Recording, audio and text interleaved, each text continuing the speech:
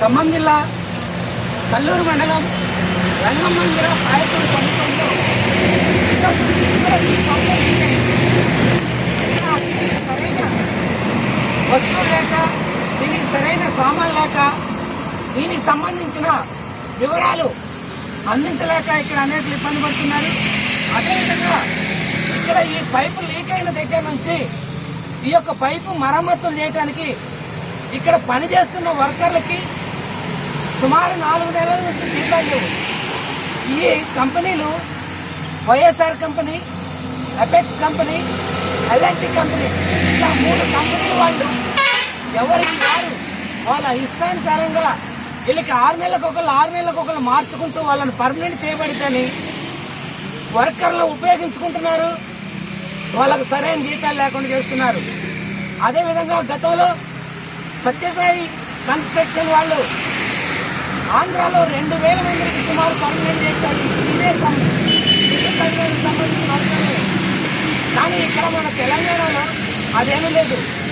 ఈ కాంగ్రెస్ ప్రభుత్వం వచ్చినాక 3,50 కోట్ల ఈ యొక్క ఎల్ఎన్టీ సంస్థకు అందించడం జరిగింది. కానీ వర్కర్లకు జీతాలు ఇవ్వలేదు, కానీ కంపెనీ వాళ్ళకి తీసుకున్నారని చెప్పేసి అందరూ వర్కర్లు వారి యొక్క ఆవేదన ఇలా ఎక్కడ పడితే అక్కడ ఈ విధంగా లీకులు అవుతూ ఇక్కడ పుట్టుకొని మరొక చోట, అక్కడ పుట్టుకొని ఇంకో చోట. ముఖ్యంగా కొన్ని పత్రికా కథనాల ద్వారా తెలిసిన విషయం ఏంటంటే సుమారు 7,000 కోట్ల పైగా ఈ యొక్క మిషన్ పైసలు దుర్వినియోగం అవుతుంటే గత ప్రభుత్వాలు నిమ్మకు నీరెత్తినట్టుగా ఉన్నాయి. కానీ ఇప్పుడు ప్రభుత్వాలు వీళ్ళకి పైసలు మంజూరు చేసినా కానీ వీళ్ళు ఏమాత్రం చూడండి, ఈ యొక్క పైపుకు సంబంధించి ఎటువంటి ఇక్కడ మరమ్మతులు చేసినా కానీ మళ్ళీ మరో చోట లీక్ అవుతున్నాయి. ఈ విధంగా తెలంగాణ టీఆర్ఎస్ బీఆర్ఎస్ పాలనలో పైపులు కొన్నట్టుగా, మరమ్మతులు చేయకుండానే చేసినట్టుగా, పాత పైపులకి మళ్ళీ కొత్త పైపులు తీసుకున్నట్టుగా ఈ విధంగా చేయడం కారణంగా ఈ పైపులన్నీ కూడా లీక్ అయి పాడై ఆగమైపోతున్నాయి.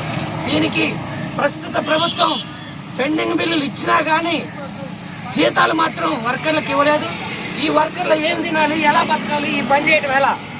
కాబట్టి ప్రస్తుత ప్రభుత్వం మళ్ళీ ఆలోచించి సదరు కంపెనీలపై చర్య తీసుకొని ఇక్కడ ఊడిగం చేస్తున్న వర్కర్లకి జీతాలు సకాలంలో అందించాలని స్థానిక ప్రజలు వారి యొక్క ఆవేదన వ్యక్తం చేస్తున్నారు. కెమెరామెన్ సుధీర్తో ఎస్ న్యూస్ శ్రీనివాస్, రంగమందిర, తెల్లాడ మండలం, కల్లూరు మండలం, ఖమ్మం జిల్లా, సత్తుపల్లి నియోజకవర్గం.